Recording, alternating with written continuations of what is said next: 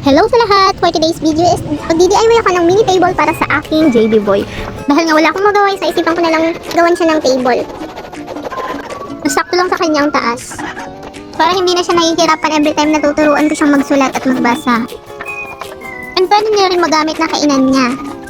Naghanap nga lang pala ako ng mga scrap na plywood at mga kahoy And ayun nga, inassemble ko na kung ano lang ginawa ko. Wala nang sukat-sukat nga pala yan, basta tinansya-tansya ko na laang. Medyo mahirap din at nakakapagod kasi nga trabahong lalaki to. Pero sabi nga diba, kung kaya ng lalaki, why not naman ng babae? Kaya din dapat natin mga mi.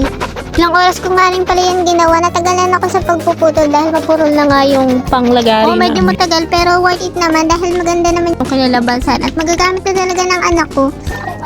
Kesa bumili pa kami kung pwede naman gumawa.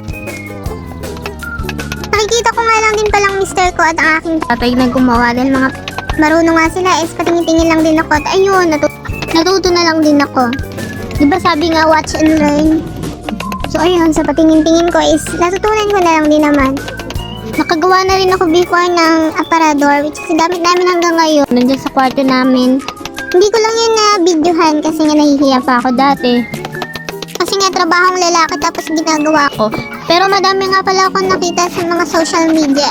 Kaya mas lalo pa akong na-inspired na mag-DIY. And ayan na, konting pukpok na lang is matatapos na talaga siya mga mi.